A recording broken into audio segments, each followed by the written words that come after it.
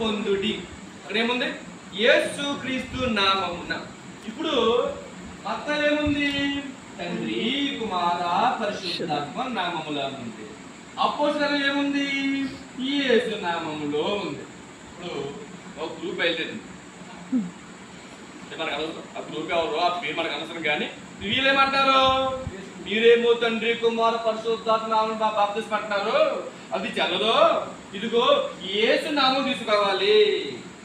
తండ్రి కుమార పరిశుద్ధాత్మ నామములని బైబిల్లో ఒక్క చోటే ఉంది. కానీ యేసు నామములు అని అపోస్తుల కార్యం అంతా ఉంది. అసలు అపోస్తులు కూడా యేసు నామములు ఇచ్చారు. పౌలు బర్నబా కూడా యేసు నామములు ఇచ్చారు. మరి మీరేంటి తండ్రి కుమార పరిశుద్ధాత్మ నామములు బాప్తిస్మం పొందుతున్నారు? సో మీ బాప్తిసాలు చెల్లవు. ఇది మళ్ళీ కొనగలసిందని చెప్పేసి ఒక టీచింగ్ బయట మనకి కనపడుతుంది. వారికి మనకు అనవసరం, టీచింగ్ కావాలంటే ఆ వ్యక్తులు సంస్థ మన పని లేదు.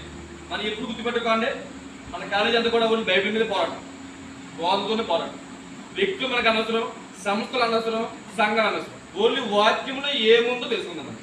రైట్? మన కాలేజీ అనేక సంఘాలు కాలేజీ అవునా కాదు? నాదొక సంఘం, ఇన్ని మన పర్సనల్గా వీరొక వ్యక్తిగతంగా ఎన్నో సంఘాలు ఉన్నాయి. ఇక్కడ అనేక సంఘాలు కలియక సంఘాల పేరు ఈ వాక్యంతో ప్రశ్న రేపుకున్నాము. ఆ ప్రశ్నకు సమాధానంగా 66 పుస్తకాలు తిరిగి మళ్ళీ ఇక్కడ ముగించారు. ఫ్లాట్ ఏంటండి? 1 కొరింథీ 15:29 అనేది మన యొక్క పాఠానికి మూలవాక్యం. మూలవాక్యంతో ప్రశ్న రేపుకున్నాం. సో ప్రశ్న సమాధానం ఆలోచించబోతున్నాం. మనం ఒకసారి ఆ మూలవాక్యాన్ని మరొకసారి చూద్దాం. ఒకసారి 130 పేజ్ నెంబర్